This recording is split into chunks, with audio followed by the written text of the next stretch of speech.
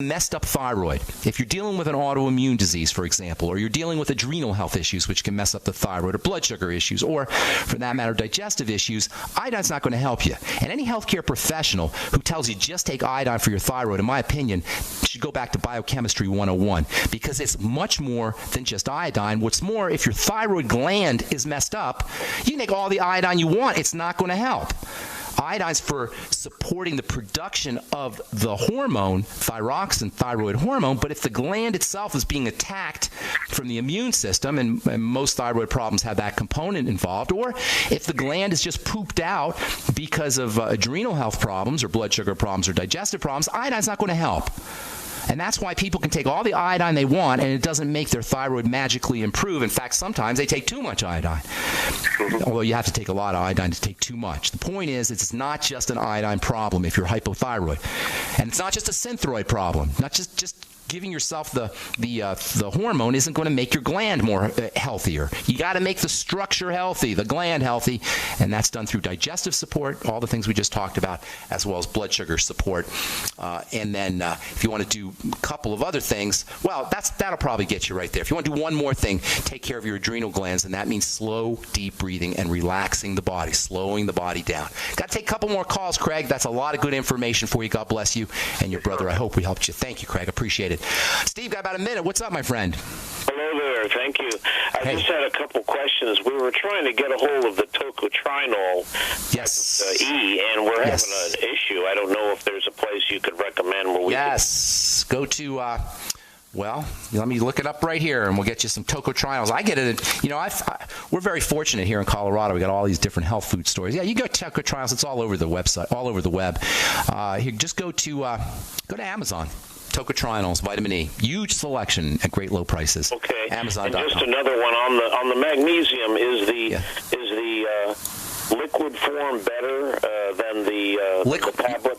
Yeah. Liquids are always better. Always. That way you bypass any issues with the digestive system, which are pretty much ubiquitous. Everybody's got digestive health problems. So you bypass all that with the liquids. Liquids first, solid second. I'm going to get one more call in, okay, Steve? Can I just do one last? On the supplements, post-dated supplements, if they're sealed, will they last a while?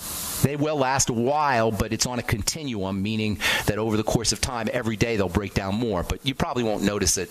You know, even if 6 months or a year later, you're not going to notice. Certainly, you're not going to hurt yourself. They just won't be as potent. Yeah. Thanks a lot. Thanks, Steve. Take care, buddy. All right, Carl, Truth Raider. Got about 45 seconds here. What's up, man? Happy Friday there, Ben. Thank you, Truth Raider. Going on an unscheduled camping trip for the summer, but I wanted to find out, what did you find on that box of cosmetics, skincare? Oh, it was silly. I don't like talking about silly stuff, but suffice it to say that if you're buying a skincare product in a supermarket or a mall or a drugstore, you're probably dealing with silliness. I don't want to get into too many details, Truth Raider. Send me an email or give me a call, and we'll talk personally about that. Okay. All right. God bless you, man. All right. That's all the time we got for calls, but we're going to talk to Dr. James Ehrlich in our next segment about metabolic syndrome and how you can reduce blood pressure, lower blood pressure, and especially how you can lower your cholesterol and blood fats without drugs by using a very interesting fruit called bergamot.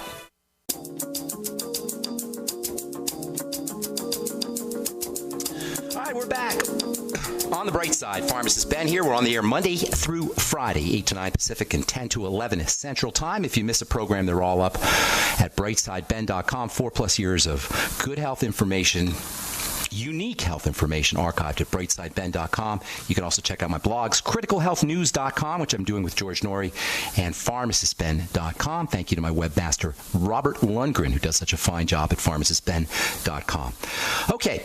I know we rip on the medical model here on this program a lot, but there are a few good guys in the world of medicine, and my next guest is one of those good guys. I've known Dr. Ehrlich for pushing 15 years now, and the guy talks a lot of sense, makes a lot of sense, and he's not like one of the cutters, if you will, the guys who believe in just cutting and drugging and medically manipulating the body to keep it healthy.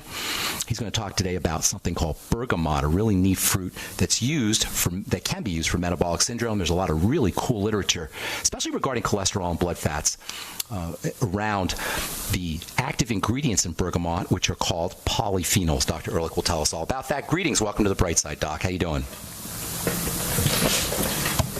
Dr. Ehrlich. Dr. Jim. Hi. Hey, good to talk to you on the air, man. Well, it's quite a pleasure. Thank you, and thank you for coming on. So, bergamot is one of the most bizarre fruits. I guess it's a fruit, even though it's not an edible fruit. Tell us a little bit about bergamot, and tell us a little bit about why bergamot is not necessarily the same thing as bergamot oil. And then we're going to get into, we'll get into some of the stuff about metabolic syndrome. So let's talk a little bit about the fruit itself. Yeah, so this is a fruit. It's a citrus.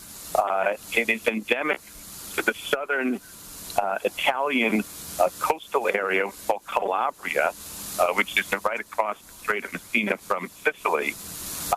And it looks like an orange to some extent, or has the color of a lemon, much more bitter. And the peel of the fruit has been used for generations as the oil of bergamot or essence of bergamot in Earl Grey tea, and also in the perfume industry. So when you visit the plants in this Calabria area, they're wonderfully fragrant-smelling places where all major perfume houses have a presence. But it's the pulp, the inner core, the pulp, and the inner lining that's called the albedo that has really the very high polyphenol concentration, a very unique polyphenols in very high concentration that have been concentrated by a group of food scientists and cardiologists in that region. Now, let me ask a couple things real quick. First of all, you said the albedo. Is that A-L-B-I-D-O? It's actually A-L-B-E-D-O. And that's the rind? Would that be the rind? The rind, right, the inner lining. Yeah. Okay, that's that white part. White part, right? That comes from the Latin for white. Okay, and that's where the active material is that's doing all the work, the heavy lifting in terms of pulp, and the pulp itself. And the pulp itself. And these are distinguished from the oil. I've been using the oil for many years in the skincare world, but that's not the same thing, right? It's not the same. The oil does have a little bit of antiseptic effects and has other health effects, maybe a little anti-inflammatory. But it doesn't have the concentrations of the amino acids and polyphenols that are found much deeper in the pulp. And, it's really only been about 10 years that this group of scientists have really characterized all the polyphenols and built a laboratory around this fruit for its benefits in cholesterol and metabolism and the like. So it's just fairly new field. I've been to get ready for this interview, I've been doing a lot of research on bergamot polyphenols, and there seems to be in the last 5 or 6 years just an explosion in literature that talks about the benefits of the bergamot pulp extract, I guess you'd call it. I hope that's correct, for all kinds of different things: metabolic syndrome, impotence, blood pressure issues, etc., blood fats, as you mentioned. What accounts for this explosion in the literature? Well, this group of scientists received about a 30 million euro grant from the Italian government. It really wants to foster the industry. It's a fairly poor area in this Calabria region, and yet there's 1,000 growers of this fruit. So I think what they did is they built one of the most advanced laboratories in Europe, and in their interregional Center for Food, Health, and Safety, they've really taken this very seriously. So we're publishing about every month or two in major journals, primarily in the area of cholesterol lowering, blood sugar lowering, changes in abdominal fat, this metabolic syndrome, this pre-diabetic condition that affects about 70 million Americans, and the liver manifestation of the metabolic syndrome that's called fatty liver disease. Oh, wow. Which that's 100 million people. 100 million Americans have just that. Yeah, it's a lot. And a lot of kids have it, too. It's really a reflection of our current trend that you've been addressing of, high sugar diets and sedentary living. So all the things that you're promoting as healthy living on the radio show apparently has not reached some of these people that have fatty liver disease. And And so this is something that we're very excited about, and we'll probably try to make bergamot a drug for this condition that involves FDA pathways. They're actually looking to make the polyphenols into a pharmaceutical? Right, that's the plan. Interesting. For the indication of non-alcoholic fatty liver disease, of which right now there are no drugs approved, but there are about 5 in the process of in some stage of FDA investigation.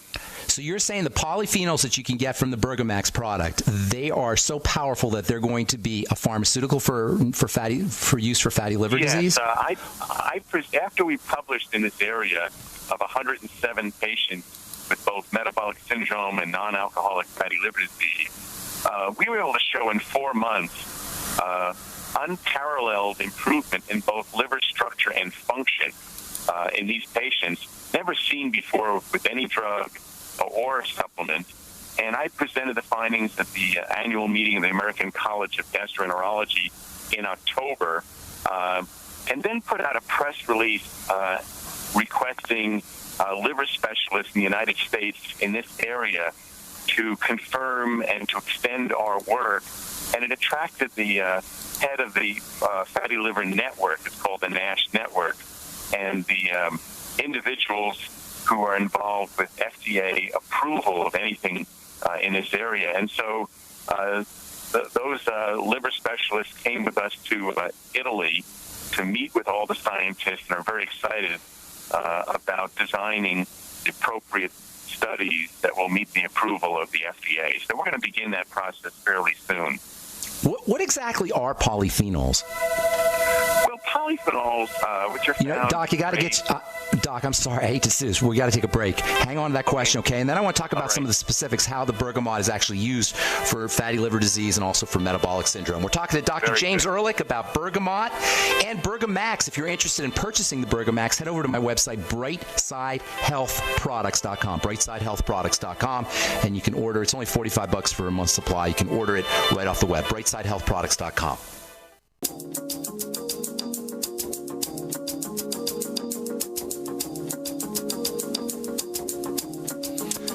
We're back on the bright side talking to Dr. James Ehrlich about bergamot and about some of the benefits of bergamot. Before we get into talking about how you use the stuff specifically, Doc, what exactly are polyphenols? Well, you probably know more about it than I do personally, but polyphenols have a certain chemical structure. They're substances that are found in grapes and olive oil and certain nuts and berries. And they have what's called a phenolic structure. But importantly, they've been shown to have a whole host of beneficial effects on metabolism, on inflammation, and now in cholesterol areas. So, we're seeing benefits of obviously certain types of teas that are very heavily concentrated in polyphenols and grapeseed and green tea and olive oil. So we see it in various things. The stuff in green tea, the epigallocatechin polyphenol, is that a polyphenol? Right. That would be a polyphenol. That's right. Okay, so polyphenols in general, they're found in nature. Flavonoids, those are polyphenols, bioflavonoids, et cetera, what they call bioflavonoids. Yes. Okay, and they have multiple health benefits. So specifically, in addition to fruits and vegetables, and this is one of the reasons why you want to be eating produce, and especially vegetables, you can use the bergamot albedo, as you called it, albedo extract, as a supplement. That's right. And so this group of scientists concentrated to a very high level those particular polyphenols that been shown to lower cholesterol, lower blood sugar, improve vessel health, which is very important. We measure. Did you say mental? Did you say mental function? What's that? You said vessel health, blood vessel health. Yeah, artery health, right?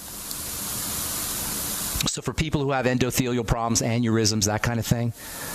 Well, I'm talking about just your regular health of the vessels. The lining of your vessels control how risk factors cause plaque formation. The lining, called the endothelium, has a surface area of 6 tennis courts in the average male. Wow.